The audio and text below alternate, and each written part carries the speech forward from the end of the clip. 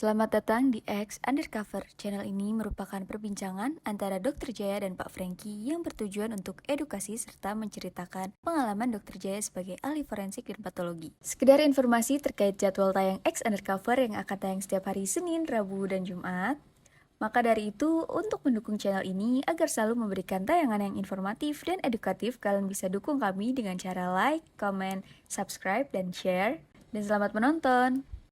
Ada peristiwa Tanjung Priok 84. 84 tahun 2000, 16 tahun kemudian kami dapat surat dari Jaksa Agung karena itu kasus pelanggaran HAM.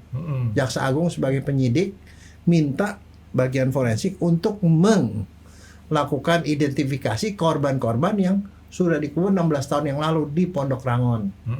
Di Pondok Rangon itu ada beberapa orang yang gali kubur bilang pada waktu kejadian itu ada truk banyak datang situ dan kemudian orang dikubur di situ pakai peti.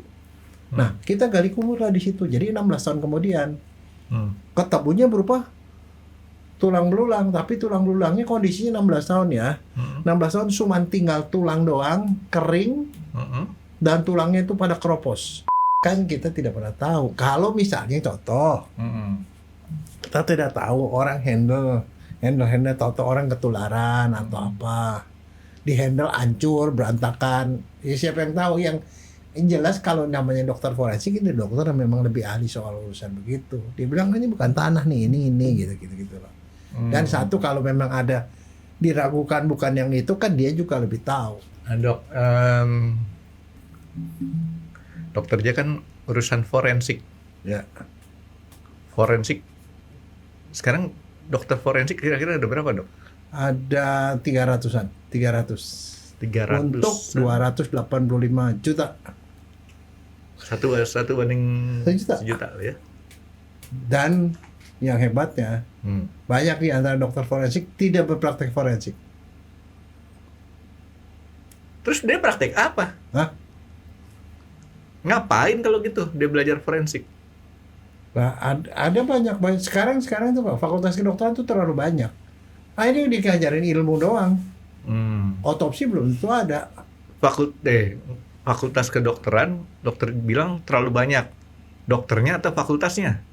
Fakultas kedokterannya banyak. Tapi kan Pak Presiden Prabowo bilang masih ada diperlukan 170.000 lagi dokter. Allah, itu Gimana sekarang dok? masalahnya mau ngomong-ngomong keperluan begitu-begitu tuh yang ada itu udah terjamin belum nasibnya. Masalahnya, kamu tahu nggak? Sekarang sih saya mau nanya nih, kalau menurut kamu dokter tuh kaya apa nggak?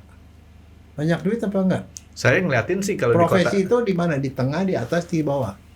saya ngeliatinnya gini dok, kalau dokter di kota-kota besar banyak yang kaya. Iya, kota besar. Kota besar. Tapi kamu tahu nggak bahwa ada dokter di daerah yang gajinya cuma 3 juta?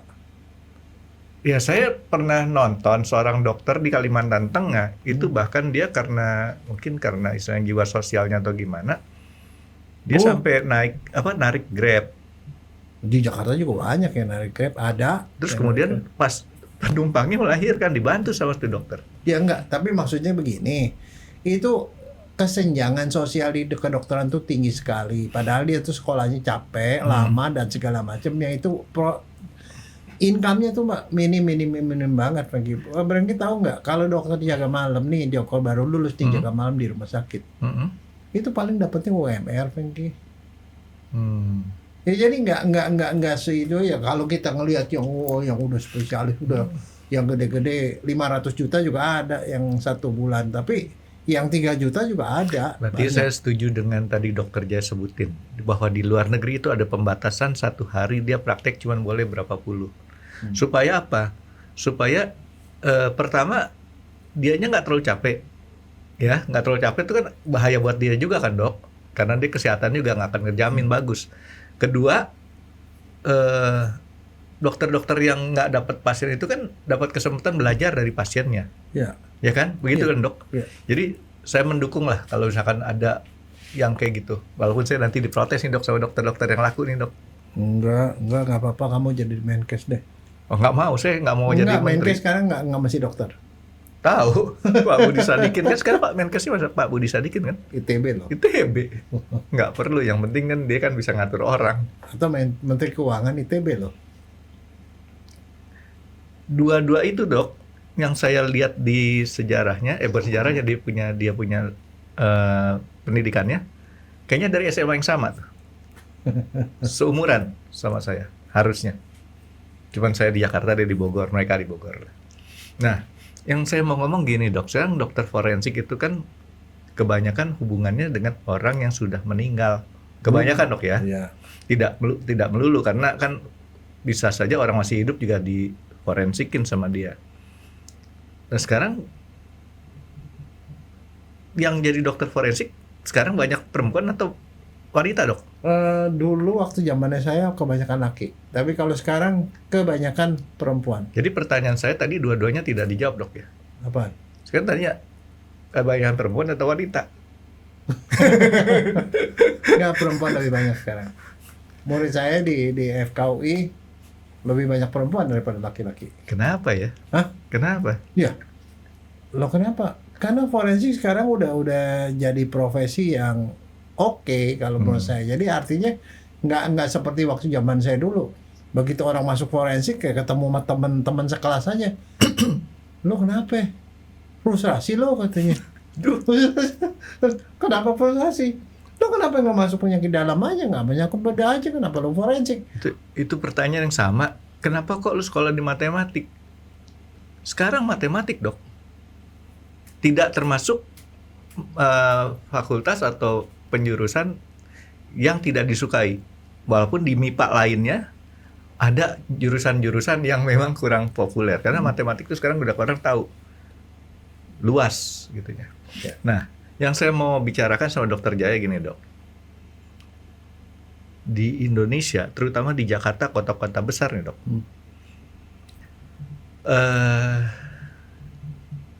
masyarakat sudah terbalik. Biasanya kalau di daerah, orang hidup takut sama orang yang sudah meninggal. Ya. Di kota-kota besar, apalagi Jakarta, terbalik. Orang yang sudah meninggal takut terhadap orang yang masih hidup. Percaya dok? Percaya. Kenapa? Orang yang sudah meninggal masih diketawain, itu di rumah hantu diketawain. Bukan. Apa? Bukan dok. Orang yang sudah meninggal kan nggak bisa apa-apa. Tapi dengan adanya orang itu digusur tempat kediamannya dok. Dokternya tahu Jelambar kan? Itu udah jadi apa sekarang dok? Perumahan kali. Iya. Ada mall, jadi mall. Enggak, di mall sih enggak, tapi perumahan. Itu kalau dulu keluarga papi saya itu punya satu lokasi makam yang sudah dipersiapkan ini untuk si kakek, untuk si nenek. Udah jadi kayak kompleks sendiri tuh. Itu Jelambar zaman dulu seperti itu. Sekarang jadi apa ya? Taman pokoknya itu Bagus Angke lah situ tuh. Kan Jelambar tuh dok. Saya nggak tahu nama perumahannya apa ya, lupa saya. Takut makanya dok digusur. Itu satu, itu digusur gara-gara pembangunan. Itu urusan Pemda lah. Saya tuh satu digusur, yang kedua banjir. Ada beberapa lokasi pemakaman tuh banjir, Franky, sehingga terpaksa harus dipindah. Kayak Menteng Pulo, tahu-tahu digusur buat jadi jalanan. Ya karena jadi itu buat dalam rangka pembangunan, tapi ada juga karena bencana. Belum lagi masalah kayak di Aceh, tsunami. Ya terpaksa harus pindah dong. Nah, tapi juga ada gara-gara yang harus dipindah itu gara-gara keluarga misalnya suaminya udah dikubur di situ, terus tahu-tahu si istri meninggal, dikuburnya sebelah sini mau disatuin. Itu kan urusan keluarga. Ya dong. Ada orang yang udah gitu, dia bilang kok kuburannya ada di situ, kok kurang hong shui-nya kurang bagus, di situ ada yang lebih keren, dipindahin ke tempat yang lebih bagus. Nah, itu dia. Itu ada yang aneh seperti itu. Itu yang jadi salah satu pemikiran di otak saya nih dok. Nah, ada juga saya pernah dapetin, saya sendiri ada berapa kali yang kayak gituan ya, ngalamin begituan. keluarga mau pindahin itu gara-gara masalahnya adat. Dia orang Toraja, udah dikubur selama 7 tahun. Terus tiba-tiba keluarganya tuh udah punya biaya tuh untuk upacara di Toraja sana, potong kerbau. Dan terpaksa digali, pakai peti dia di Jakarta. Nah masalahnya kalau begitu diangkat itu petinya masih ada apa enggak, dia kagak tahu. Dia nggak tahu petinya masih ada apa enggak.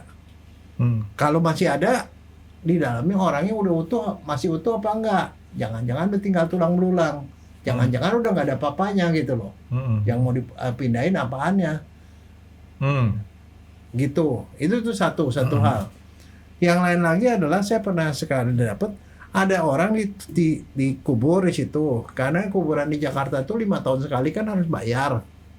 3 tahun bayar. Dia karena keluarganya pada merantau kemana-mana kagak ada yang bayar-bayar. Nggak tahu sampai di situ ternyata di situ udah ditumpukin 3 jenazah. Jadi ditumpuk lagi 3 jenazah di situ. Nah itu masalahnya dia mau pindahin nih. Mau pindahin, jangan-jangan nanti jenazah orang dibawa sama dia. Iya. Itu yang jadi concern saya, Dok. Jadi sejak kemarin waktu anak saya nggak ada kan, saya beli di San Diego Hills, Dok. Pertama beli 1. Tapi saya pikir-pikir, udahlah buat saya juga nanti, buat istri saya, buat anak saya yang satunya lagi. Akhirnya kita beli 4, ngumpul di situ. Nah kepikiran saya nih, Dok, sekarang orang tua saya yang di Tanah Kusir, itu kan papi mami saya kan saya jadikan satu makam. Jadi mami saya tahun 77, kemudian papi saya tahun 2000, akhirnya kan saya tumpuk. Saya tumpuk di situ, punya pemikiran kalau nanti saya nggak ada lagi nih, Dok, yang ngurusin siapa? Kan bisa saja terjadi kayak tadi, Dok, ditumpuk sama jenazah lain. Ini kita lagi mau pindahin nih ke, kalau keluarga saya setuju, ya saya mau belum lagi ini ke, ada salah satu lagi soal adat, Pergi. Orang-orang angkatan kamu, angkatan saya mungkin masih ingat sama orang tua nyekar. Harus lah, Dok. Ya kita bilang harus. Ya, tapi anak kita, buat saya lah, Dok, ya. Nggak, anak kita saya nggak tahu belum lah. tentu. Nah karena yang seperti itu daripada begitu, sehingga ada beberapa orang yang sudah dikubur, mereka bilang, oh itu ibu lo udah dikubur di situ juga, lo setiap tahun lo nggak pernah datang. Ya udah diangkat aja, diangkat, dikremasi, dibuang di laut, udah selesai. Kalau ini saya mau pindahin ke San Diego. Enggak, itu kan artinya ada beberapa masalah di mana orang terpaksa mindahin kubur. Nah saya tuh dulu pernah begini, udah berapa kali ada orang yang nanya saya, kalau mau mindahin gitu gimana sih caranya? Nah, sebelum Dokter Jaya ngomongin kayak gitu, kalau pertanyaan Dokter Jaya itu ntar saya jawab dulu belakangan. Tapi saya mau nanya dulu sebelum otak saya lupa. Mami saya tahun 77. Pada waktu papi saya tahun 2000, itu kan ditumpuk dan ternyata petinya masih utuh. Ya masih utuh. 30 tahun tuh, Dok. Iya.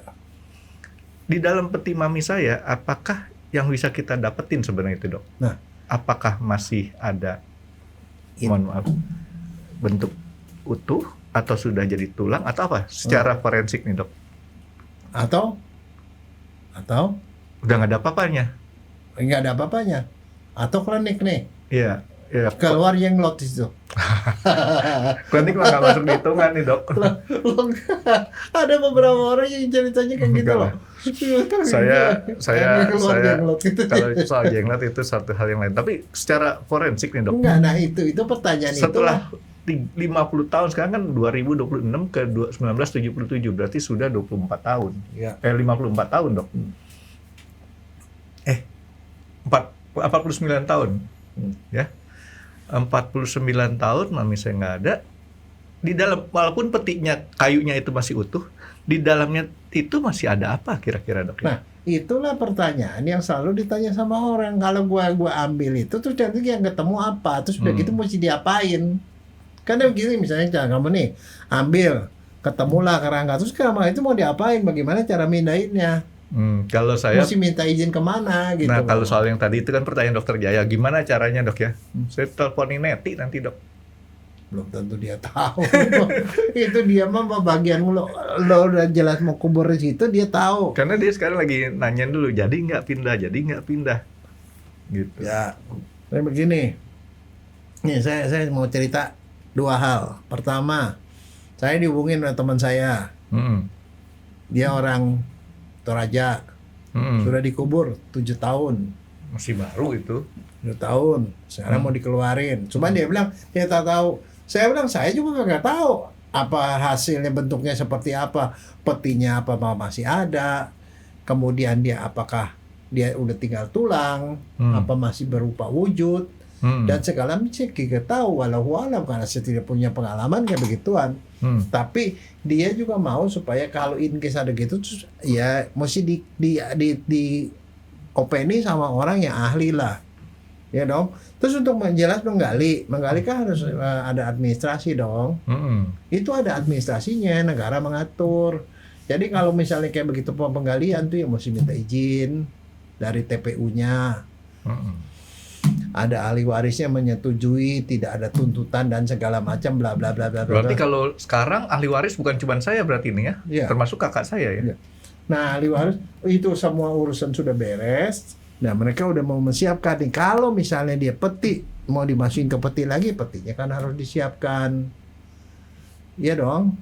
Kapan mau dilaksanakan, kapan digali, masih ada tukang gali dan segala macam. Jadi itu adalah prosedur yang harus dihitung, dan kemudian begitu dia udah berhasil diangkut, ini kan harus diuruk, terus kemudian namanya dihilangkan. Jadi pokoknya itu ada urusan administratif lah.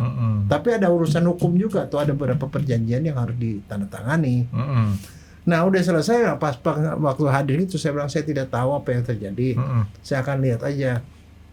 Nah, begitu dibuka, peti masih utuh, Frankie. Petinya tuh bukan peti jati, bukan, masih utuh. Walaupun bagian atasnya sudah rada meleot. Begitu dibuka, kaget saya. Ternyata mayatnya masih tetap, dia masih laki-laki, masih tetap ada orang pakai baju, pakai celana panjang, pakai sepatu, sepatunya pun masih utuh. Semuanya masih utuh. Di sini ada tangannya cuman udah pada susut, hitam, tapi masih berbentuk, bukan tulang, berbentuk tangan. Muka masih berbentuk muka, cuman dia hitam, udah pada hitam. Udah nyusut semua ya? Menyusut semua, pakai topinya masih ada. Jadi kondisinya masih gitu. Orang bilang, oh itu dia, ya memang iya seperti itu. Itu 7 tahun tuh dok ya? 7 tahun. Terus saya bilang, satu pertanyaan saya, diformalin nggak? Diformalin, dia bilang. Itu adalah efek formalin lagi. Efek formalin membuat dia cuma itu, dan kalau menurut saya formalinnya bagus. Akhirnya itu dikeluarin, dikasih baju baru, pindah peti, udah urusan selesai. Jadi kita nggak bisa pindahin tanpa bongkar peti tuh ya? Nggak bisa. Kan kita tadinya saya punya pemikiran sama peti-petinya ya pindahin ke sana. Nggak bisa, karena kadang-kadang nanti tahu-tahu isinya apaan di dalam. Jangan-jangan di dalam mau banyak emas lagi. Kita mana tahu. Loh, kamu jangan ketawa. Karena waktu nenek saya meninggal, dia kan makan sirih. Ada lumpang besi. Lumpang besi dimasukin ke dalam situ. Saya belakang, saya pikir-pikir, kenapa mesti ditaruh di dalam peti? Itu lumpang besi itu barang antik loh. Mahal loh itu. Dia mau punya pending. Pending tau ya? Yang ikat pinggang dari logam-logam itu ada di dalam situ. Dan kalau orang-orang zaman dulu itu segala macam harta bendanya ditaruh di situ. Jadi be careful.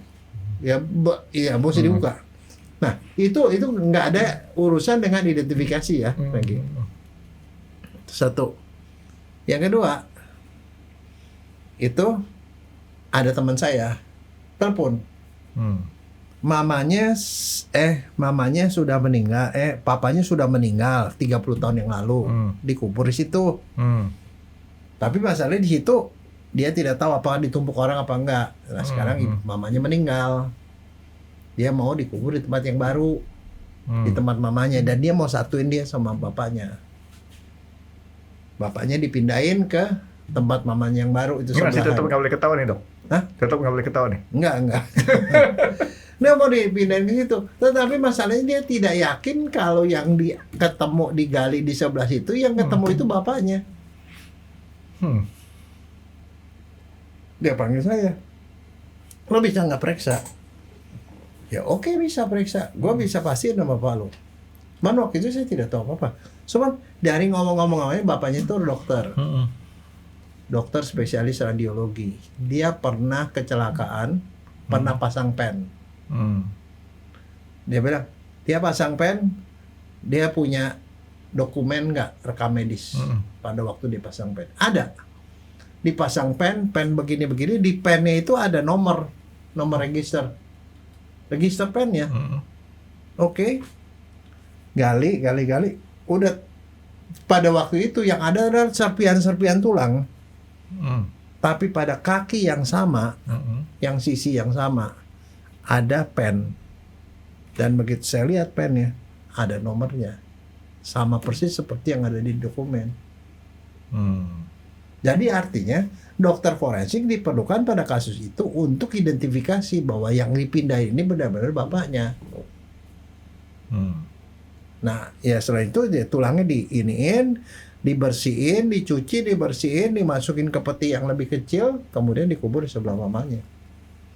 Jadi dokter forensik tadi ya karena dia yang kasusnya orang Toraja itu karena dia tidak tahu kondisinya seperti apa, sebab dia takutnya nanti itu tinggal tulang belulang, terus bagaimana nih ngurusin tulang gitu loh. Ternyata kayak gitu ya, berarti kan ini ya dipindahnya itu bukan identifikasi, tetapi memang untuk memastikan bahwa itu jenazahnya itu adalah jenazah gitu. Tapi kan itu boleh dibilang masih baru ya dok ya, 7 tahun ya. 7 tahun. Nah kemudian ada peristiwa Tanjung Priok 84 tahun 2000. 16 tahun kemudian kami dapat surat dari Jaksa Agung karena itu kasus pelanggaran HAM. Jaksa Agung sebagai penyidik minta bagian forensik untuk melakukan identifikasi korban-korban yang sudah dikubur 16 tahun yang lalu di Pondok Rangon.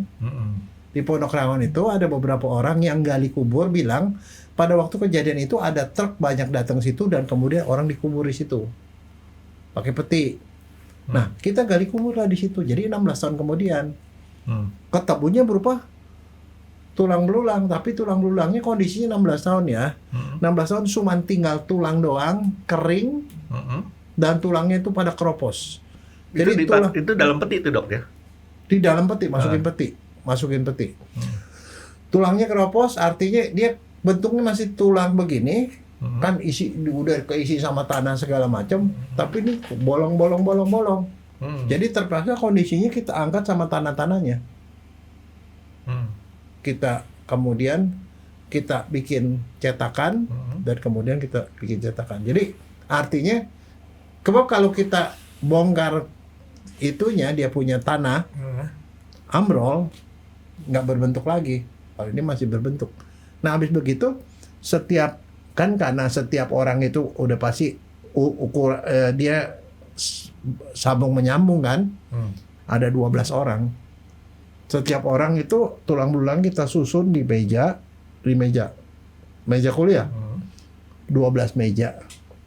Kita identifikasi. Ini si A, si B, si C segala macam. Habis begitu baru diserahkan pada keluarganya dan keluarganya kemudian kubur. Jadi dalam hal ini itu urusannya adalah urusan negara. Nah, yang lain lagi adalah pada waktu saya tahun 1999 diminta pemerintah Jepang untuk nyari saudara Jepang yang ada di Papua. Saya pernah cerita waktu itu. Akhirnya setelah itu dia ada di mana, tulang belulangnya itu sudah meninggal 55 tahun yang lalu sebelumnya. Dan tahun 44. Dan itu nggak pakai peti. Nggak, boro-boro peti. Dia ada di dalam gua, ada di tanah, ada di tempat perang, pokoknya di tanah, di pantai, di apa, pokoknya ketemu kerangka itu dikumpulin. Itu kejadian tahun 44, saya mulai kerjain tahun 99 sampai 2009. Jadi total 10 tahun saya bolak-balik ke Papua untuk mengidentifikasi orang yang sudah meninggal 55 sampai 60 tahun kemudian.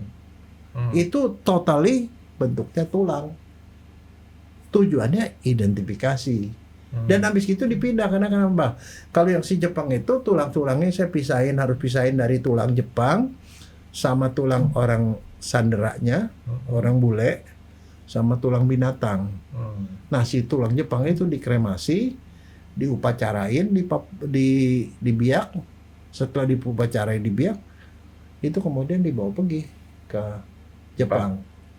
Jadi artinya memang urusan soal pemindahan jenazah dari satu kuburan ke diapain nanti terserah mau dikubur lagi, apa mau dikremasi, apa mau diapain atau mau dipindahin kemana, itu semua itu harus sebenarnya kalau mau yang paling bagus adalah dia melibatkan orang dari rumah duka. Jadi kalau ada keluarga yang mau memisahkan nih, misalnya contoh, mau nyatu ini mamanya sama dia atau urusan Hong Shui atau apa segala ke rumah duka. Nanti rumah duka itu akan melakukan penggalian, membuat pengurusan di tempat lama, kemudian memprosesnya sehingga masuk ke peti baru atau ke tempat baru, dan di situ baru dikubur. Jadi administrasi itu ada urusan administrasinya. Tapi dalam hal untuk memastikan betul apa enggak dia, nah disitulah dokter forensik harus mestinya dilibatkan. Karena saya pernah dapetin satu kasus begini, satu keluarga ada orang Jerman meninggal, dikubur di suatu tempat. Tapi karena nggak ada yang ngurusin nih si Jerman ini, nggak ada keluarganya, tumpuk lagi. Jadi di situ ada tumpuk 3 orang. Nah keluarganya beberapa puluh tahun kemudian baru datang dan mau nyari si orang Jerman yang mana. Karena si kerangka ini mau dibawa pagi ya ke Jerman sana. Ya. Kan nggak mungkin itu nggak melibatkan dokter forensik. Nah di situ saya diminta untuk mencari di mana ada di situ ada tiga orang, 3 jenazah, yang mana sih orang Jerman. Jangan sampai orang Indonesia dibawa ke Jerman.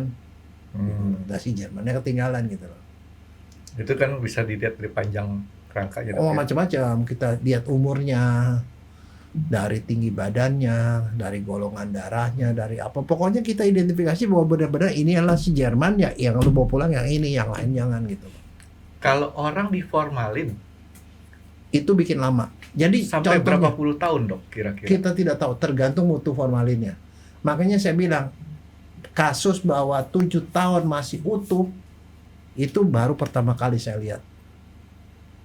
Baru pertama kali saya lihat itu. Karena kita tidak pernah bikin penelitian soal begituan. Apakah 5 tahun masih ada apa enggak gini. Dan tergantung dari berapa persen formalin yang dia berarti kasih. Kalau sampai 50 tahun ada kemungkinan masih bisa utuh juga ada dok ya? Udah. Bahkan jutaan tahun masih ada. Pergi. Ada orang yang dapetin mamut yang keuruk sama es di kutub. Begitu esnya cair, mamutnya masih utuh. Bahkan di mulutnya ada rumput apa, masih ada, masih jelas. Jadi macam-macam lah. Itu kering bisa bikin dia utuh. Dia masuk ke tanah jadi fosil, itu juga bisa jutaan tahun. Atau keuruk sama es juga bisa. Tapi kalau di tanah, tergantung dia diformalin apa enggak. Tergantung apakah tanahnya rayapan apa enggak. Yang di Pondok Rangon itu kasus yang Tanjung Priok itu rayap banyak. Tapi kalau misalnya bukan karena rayap, karena satu dan lain hal, misalnya ditaruh di kuburnya di daerah aliran sungai, itu bisa jadi cepat habis, cepat rusak, cepat hilang.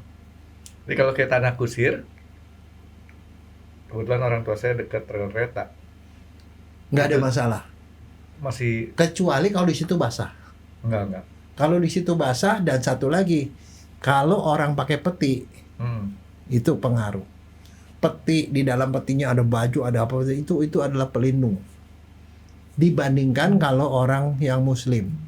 Orang muslim itu harus nyentuh tanah, cuma dibungkus sama kain kafan, dia dimiringkan, dan kemudian ditutup sama papan kan. Itu kemungkinan dia dikasih hancur lebih. Kecuali kalau tanahnya itu lumayan kering, tidak terlalu basah, itu mungkin bisa lama. Tapi kalau kita yakin bahwa di situ adalah makam orang tua saya nih dok ya, dan tidak ditumpuk sama yang lain, ketemu cuma 2 peti lah ya, nggak boleh tuh dipindahin dengan peti-petinya gitu ya? Nggak lazim. Sama seperti kamu pindah kemana itu dengan barang lama, nggak. Biasanya dikasih ke barang baru, peti baru. At least kalau sudah sekian lama, diperkirakan yang diperlukan peti yang lebih kecil. Karena nanti isinya udah ringkes. Tinggal tulang belulang. Minim-minim tinggal tulang belulang. Tulang belulang mungkin masih ada. Tulang belulang masih gigi ya masih ada. Rambut masih ada. Nah kalau ada yang gitu kan cukup dengan peti yang ukurannya 0,5 meter atau 1 meter. Itu udah cukup. Jadi lebih ringkas dan jauh lebih murah. Jadi dilematis sekarang nih dok, otak saya nih dok. Lo enggak. Tapi kalau Antara misalnya jadi pindahin apa enggak? pindahin lah. Dia lebih ringkas, lebih itu, dan kalau dia lebih kecil gitu ya barangkali kalau kamu maunya nggak peti kayu, peti emas barangkali juga bisa. Sekarang ada peti emas. Naik dok, harga emas dok. Lagi turun sekarang. Nggak, tapi jangan ketawa ya. Di Nggak boleh Indonesia kita lagi nih dok. nggak, jangan. Ya udah saya serius. Di Indonesia ada yang jual peti emas dan itu sudah laku, Franky. Jadi tenang aja. Ada peti emas. Ya Franky. saya punya alasan dok. Nggak bisa beli. Hah? Udah laku. Bukan. Enggak, Udah masih ada. Tapi masalahnya bukan itu. Kamu mesti sewa penjaga. Karena digali orang. Mesti dijagain. Itu sama seperti pohon itu, gelombang cinta itu loh. Kamu tahu yang pohon gelombang cinta? Di rumah ada.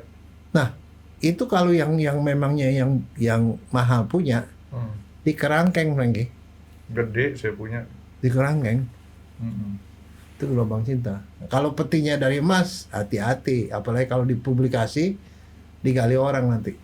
Rayap pun masih banyak yang datang ke sini. Nah, terus apa akibatnya kalau kita nggak menggunakan jasa seorang ahli forensik? Nggak ada masalah. Nggak ada masalah. Nggak ada masalah. Cuman masalahnya administrasinya harus beres. kan kita tidak pernah tahu. Kalau misalnya contoh, kita tidak tahu orang handle tahu orang ketularan atau apa, di handle hancur berantakan. Ya, siapa yang tahu? Yang jelas kalau namanya dokter forensik ini dokter yang memang lebih ahli soal urusan begitu. Dia bilang ini bukan tanah nih, ini gitu loh. Dan satu, kalau memang ada diragukan bukan yang itu, kan dia juga lebih tahu. Ya sama aja kayak kamu mau orang mau beranak, siapa bilang harus pakai dokter obstetrik ginekologi? Pakai dukun paraji juga disuitin juga keluar anak, sama aja. Mana bisa dong disuitin? Disuitin, cuci keluar. Oh, gua nggak betah nih, keluar sendiri. Oh, buktinya monyet nggak pakai dukun, nggak pakai dokter spesialis obgyn bisa keluar. Parah nih dokter nih. Loh, masa orang disamain sama monyet? Bukan, monyet aja bisa beranak sendiri gitu loh. Kuda beranak sendiri. Anak orang pakai dukun paraji keluar, pakai perawat keluar, pakai bidan keluar, pakai koas juga tanpa keluar. penolong juga bisa keluar dok. Iya bisa, makanya sama aja kan kalau kamu ngomong ini kalau pindahin gitu perlu dokter forensik. Ya nggak, kalau nggak mau ngasih duit dokter forensik ya nggak usah. Tapi kalau mau yakin, in case kan seperti itu kan dia bilang in case nih kalau ada kenapa-napa bagaimana kan, sebagai seorang ahli kan bisa kasih kayak gini, ini gini deh. Misalnya contoh, ada tulang belulang tapi masih ada jaringan lunaknya. Dokter forensik kan bisa bilang ini bisa dibersihin nih, gini kan lebih jago gitu loh, daripada kalau udah ada masalah baru nyari dokter forensik kan lagi di Penang lagi. Iya. Kan repot. Kan Tapi yang dok, gitu kan bisa diatur. sekarang ya dok waktunya. ya, kalau kita pindahin, kan belum tentu keangkut semua dok kalau udah sampai 50 tahun. Itulah gunanya dokter forensik. Dokter forensik tuh tahu dari orang manusia dari ujung ke ujung, dari sampai dia udah jadi tulang belulang, tinggal serpihan tulang pun dia tahu. Oh jadi Nggak artinya, mungkin ada yang ketinggalan. nah, itu pentingnya di situ. Daripada ketinggalan, tahu-tahu nanti tiba-tiba dimimpiin, lu pindahin, panggul gua kenapa ditinggal katanya. Nah, kan bingung Dokter mau ngomong. nyeremin gitu dok ya? Enggak. Lo namanya Gantian dok, kabel ketawa dok. enggak, tapi itulah gunanya. Sekarang kalau dipindahin itu seorang dokter, ya belum tentu dokter forensik paling jago. In case kali gitu nggak ada ketinggalan tulang yang mestinya dipindahin nggak dipindahin gitu. Oke. Kalau dokter Alfon malah yang kasus Tanjung Priok atau yang lain, begitu dibersihkan, nah ini gigi kasihan, giginya ketinggalan, dia pergi ke kuburannya nyari ketemu lah giginya. Sampai gitu dok. Ya. Ini mah giginya copot di tempat nih. Oh pergi deh ke tempat kuburan, dicari, ketemu. Itulah kalau Rajin ahlinya. amat ya. Hah? Rajin. Bukan, daripada dimimpiin. Itu namanya ahli. Sama aja kan orang jadi hakim. Mau memutuskan hanya pakai logika doang boleh. Pakai saksi ahli boleh. Saksi ahli dipanggil terus nggak didengerin juga boleh. Suka-suka lah. Ya, tanggung jawabnya nanti sama bos gede gitu Dok ya. Sama aja kayak gitu. Oke, jadi artinya di sini cukup banyak yang harus diurus Dok ya, administrasinya nggak benar enggaknya, terus kemudian bahwa kepastian bahwa jenazahnya itu juga ya, karena kan bisa saja kalau apalagi kan Dokter Jaya bilang kalau di dekat aliran sungai bisa aja tuh karena ada banjir dia bergeser, Iya betul. salah nomor geser. Kalau yang di tempat orang tua saya kebetulan itu kayaknya bagus, Apalagi kalau di posisinya rata. kuburan tuh kadang-kadang tuh jaraknya dekat-dekat tuh geser tanah. Sekarang tuh tanah kusir kalau dulu Geser. kan ada jedanya, sekarang dia punya gangnya tuh dipakai buat makam, jadi udah nempel satu sama lain gitu kan. Nah, ya itu dia. Tahu-tahu kan kalau dokter kan misalnya contoh dia geser, diangkat nih, misalnya mama kamu nih. Begitu diangkat ternyata tulang laki-laki. Kalau dokter forensik kan tahu bukan ini laki loh. Bukan perempuan gitu. Terus kita ngegeroakin ke sebelah. Ya whatever lah. Tetapi kan paling kurang kan nggak salah gitu. Kemudian kamu pindahin tulang orang, pindahin makanya. Iya. Itulah gunanya Bukan keluarga dokter. ya. Itulah gunanya dokter. Tapi itu diperbolehkan kan Dok ya? Oh boleh.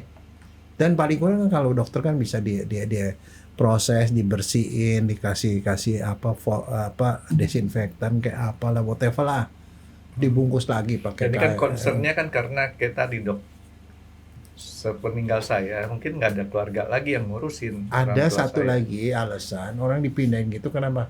Karena liatin, aduh gua nggak punya anak nih, nggak ada yang lagi yang ngurusin begini, udah mendingan deh orang tua nih diambil diambil tulang belulangnya dikremasi terus dibuang di laut. Nanti gue juga kalau gitu udah dibuang laut biarin deh udah selesai gitu. Ada juga yang begitu Franky. Atau ditaruh di rumah abu atau apa whatever lah, tapi kan kalau namanya di kuburan ini kan status tanahnya ini kan Sewa berapa itu, puluh Dok. tahun yang kita kagak tahu. Iya, kalau di Tanah Kusir per 3 tahun sekali sewa. Dan itu saya udah minta tolong ada penjaga makamnya si Pacil namanya Dok. Pacil yang ngurusin. Jadi kalau kita ke sana Ya, itu udah kamu pasti. kamu kan yang ngurusin, kamu yakin generasi di bawah kamu mau ngurusin. Itu gitu yang saya loh. nggak Iya, yakin. itu. Itu yang saya nggak yakin Dok. Ya itu memang harus diberesin, banyak hal yang harus diberesin lagi. Nggak yakin bahwa anak saya punya sifat sama ngurusin orang tua gitu. Orang sekarang aja nih saya nih ada orang tua nih di tempat sama gitu. Mau setahun sekali sembayangan nih, kumpul nih keluarga gini. Yang rajin datang, yang kagak rajin nggak datang. Padahal anaknya banyak. Anaknya banyak. Ada yang rajin datang dipanggil gitu dia datang ke situ, mah dia mau. Ke situ ada yang enggak. Padahal di kota yang sama.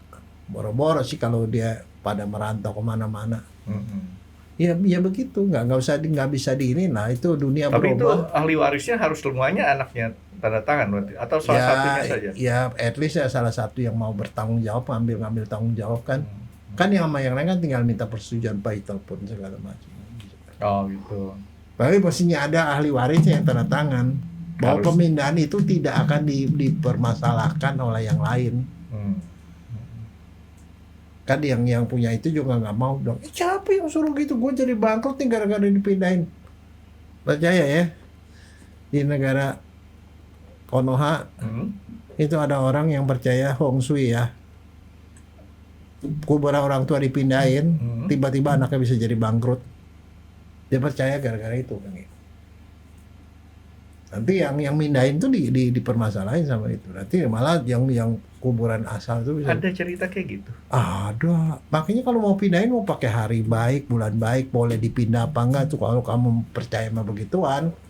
Terserah kayak lah. gitu susah Dok. Oh sama aja kalau kamu mau naksir sama cewek gitu tanya gue cocok apa enggak, dilihat tanggal lahirnya, bulan lahir, bintangnya, sionya. Ya sama aja kayak begitu. Itu namanya orang Jawa Saya cara berpikirnya dulu beda dong. Ya, Daripada capek-capek pacaran, langsung aja begitu ketemu tanya, lu mau kawin sama gue nggak? Begitu dia bilang mau, ya udah. Serius baru pacaran. Tapi udah ada komitmen dulu, baru kawin mau enggak. Kalau enggak kan capeknya doang dong. yang paling keren keponakan saya dong. Kenapa? Anaknya koko saya. Yang mau kawin datang sama saya. Saya mau kawin sama dia tanggal lahirnya ini, tanggal lahirnya saya tanggal lahirnya ini, rumahnya ke sini. Bisa nggak dicari hari baik, bulan baik untuk kawin? Ya, keren kan? Supaya semuanya baik-baik saja. Dan saya jadi kayak saya tuh jadi kayak pedagang di Glodok. Barang nggak punya. Oke, beres. Kasih waktu. Ask the friend. Ada ahlinya. Kasih tahu begini rumahnya ngaruh gini. Ya paling baik adalah tanggal sekian gitu. Ini baik, cocok, ketemu dua. Oke, ini cocok, rumah cocok. Begitu tanya, lu mau kawin sama gue nggak? Enggak. Gimana tuh dok? Mendingan kayak saya tanya dulu, mau kawin apa enggak? Gitu.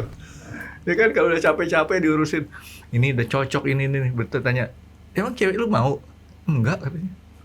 Celaka tuh dok. Dia mau, gua mau muntah. Iya. Sama-sama mau pergi. Orang yang satu mau kawin, satu mau muntah, jangan lain. Nggak boleh itu dok. Oke, jadi pemindahan ini dok nggak gampang ya. Nggak segampang masalah itu. Di antara yang bisa kita pikirin dan yang nggak bisa kita pikirin nih dok. Ada yang karena conscious, kesadaran, gue mau nyatuin nih orang tua. Kalau sekarang udah nyatu, ya, problemnya adalah nanti. Ada satu lagi adalah masalah force major. Force major tiba-tiba ini lagi dibongkar, mau jadi jalan layang. Sini daerah banjir, itu force major namanya. Terpaksa pindah. Yang saya cuma pikirin itu aja, kalau saya nggak ada, yang ngerawatin makam orang tua saya itu siapa gitu kan. Jadi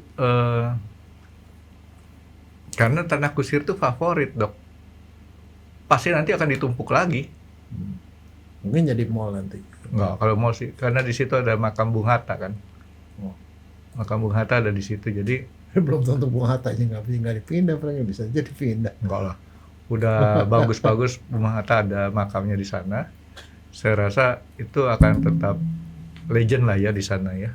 Cuman itu aja, bisa aja ganti penghuni gitu kan, bukan ganti, nambah penghuni tanpa kita bisa Dan satu antisipasi. yang jadi masalah juga itu adalah masalah soal kepadatan.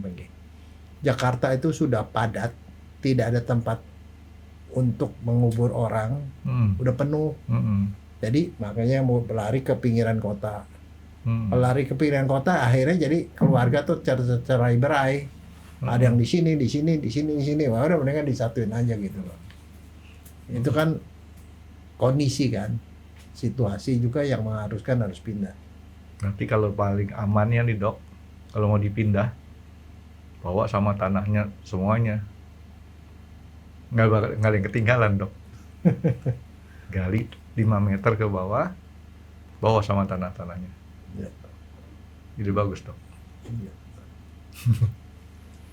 Oke dok, terus apa lagi dok yang orang harus tahu dok? Jadi Ya, di luar daripada klinik ya dok ya, kalau klinik kan enggak, upacara lah, upacara adat ataupun agama kan itu harus diperhitungkan kembali. Misalnya contoh kalau muslim ya mesti disolatin lagi itu kan diganti itu. Nah soal muslim nih pindah-pindah itu boleh apa enggak? nggak tahu. Itu tergantung mazhabnya. Ada yang mazhab bilang kalau darurat boleh, darurat maslahatnya manfaatnya lebih banyak. Tapi kalau ada juga mazhab yang bilang tidak boleh. Jadi Depend, subjektif biarin lah ya. Ya ditanya sama ahlinya lah. Kalau orang Kristen boleh. Tapi kalau mazhab sebagian besar itu bilang kalau darurat boleh. Kalau orang Kristen boleh. Kristen nggak ada aturan soal begitu. Nggak ada aturannya ya. Kalau orang Buddha lihat fungsinya. Karena kalau enggak katanya kesalahan pemindahan itu bisa membuat nasib anak turunan itu bisa berubah, Franky, katanya. Tapi rata-rata mungkin semua tanah tuh pernah jadi makam kali ya. Yalah, Tanpa kita sadarin ya. orang zaman dulu kalau namanya meninggal taruhnya di kebun sendiri, Franky, di rumah. Di Iya. sekarang juga masih beberapa Cuman kan di sekarang kan kampung. nggak ada. Akhirnya mereka masuk ke pemakaman umum TPU. Tapi ada juga kalau di daerah sendiri pakai tanah wakaf. Tanah wakaf pakai apa? Nggak ada nisannya. Cuma ditaruh aja batu di situ atau ditaruh pohon Kamboja di situ. Cuman tandanya tanda begituan. Kan yang kebiasaan orang pakai nisan-nisan itu kan kebiasaan modern sebenarnya. Ya, ini mungkin. Nah itu kan jadi lebih susah lagi kan di mana digalinya. Ya, berarti harus saya pikir ulang nih dok. Jangan. Kok dipikir-pikir ulang? Putuskan. Banyak. Nggak, saya mesti tanya kakak saya dulu. Oh, pikir-pikir kalau kamu orangnya pikirannya putar bolak-balik 10 tahun nggak selesai lagi. Putuskan. Kalau putus ntar nggak nyambung dok. Ya. Oke ya, pokoknya intinya banyak yang harus dipertimbangkan lah dok ya. Ya. Mana-mananya, karena nggak segampang bahwa kita pindah. Karena tadinya saya pikiran cuman misalnya Ya. angkat peti-petinya aja, angkat petinya dua peti pindah ke sana sudah. Ya. Tapi masalahnya juga kamu pikir kan itu kamu keputusan sendiri. Ya, Minta ACC lah sama saudara yang masih ada. Kalau dia bilang oke terserah lu dah, ya udah selesai. Artinya kamu dengan mantap bisa bilang di pernyataan tidak akan ada tuntutan dari keluarga yang lain gitu loh, gitu. kakak saya sih bilang katanya nggak usah. Nah ya itu kan contohnya. Ya cuman kan saya berpikir kayak tadi, kalau saya nanti, ya dia kebetulan tinggalnya di Amerika, yang di Jakarta kan cuma saya yang ngurusin tiap hari saya. Tapi ya udahlah, sementara terserah sama Tuhan aja lah. Tuhan nanti jadi gimana, kalau nanti dikasih jalan pindah ya pindah, nggak ya udah. Oke dok, jadi dokter forensik di sini perlu juga ya. Perlu. Walaupun istilahnya orang awam yang mau dipindahin, bukan seorang pahlawan atau siapa ya dok ya. Iya. Oke, ada lain dok di Ya. luar daripada yang administrasi dan sebagainya? Enggak ya cukup lah itu. Cukup ya. Oke, thank you dok. Terima kasih sudah menonton X Undercover. Jangan lupa like, comment, dan subscribe. Dan ditunggu ya video-video kami selanjutnya. Nah, buat kalian, jika ada pertanyaan untuk Dr. Jaya, boleh banget komen di bawah. See you guys!